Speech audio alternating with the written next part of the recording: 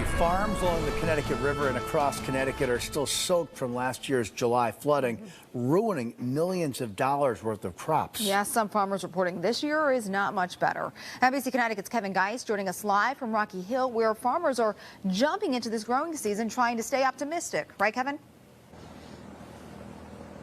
Absolutely, Amber. Kevin, good evening. Farms like Gilbert Farm here are trying to start off the year strong. They have a lot of flowers for sale. Take a look at some of these gorgeous flower pots that are still for sale. Now, they have 2 greenhouses full of these. They're still in the recovery process, like I said, and they say the message to consumers remains the same as last year. Just think local.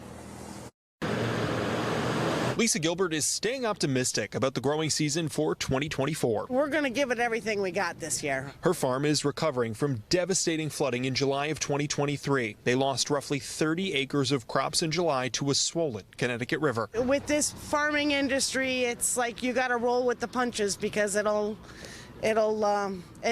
definitely keep you humble. This year, they've obtained more acreage on higher ground for growing, where she plans to plant sweet corn, tomatoes, and other crops she typically would plant down by the river. Though she has a fresh plan for the 2024 season, her message of buying local remains the same. With the support of the community, with people finding out what happened to the local farmers within the Connecticut River Valley, people were stepping up. In April, the state rolled out almost $1.5 million to 20 farms for climate resiliency projects to help prepare for future flooding. But in the short term, Rebecca Eddy with the State Ag Department says it's critical to support local farmers. Going out to a farmer's market, a farm stand, a farm store, buy those fresh local products. The governor's office estimated a total loss of roughly $21 million in crops from flooding alone last year. That money needs to be made up. And also know that you're putting dollars back into our local economy that is stimulating these farm businesses and also providing jobs for your neighbors. Gilbert says she saw firsthand the benefit of community support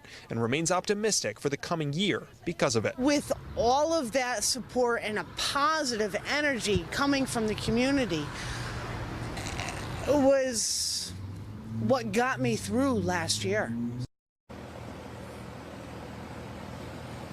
And maybe flowers aren't your thing, or you already bought your flowers for the year. Gilbert Farm says that produce is right on the horizon. They expect their strawberries, some of them, to be ready by this time next week. And they've also said that some other farms are reporting they've already started picking some of their strawberries. Still ahead at 6 o'clock, you can hear from one farmer who is still planting in the meadows down along the Connecticut River here in Rocky Hill for his thoughts on the growing season this year. For now, we're live in Rocky Hill. Kevin Geist, NBC Connecticut News. Amber, back to you.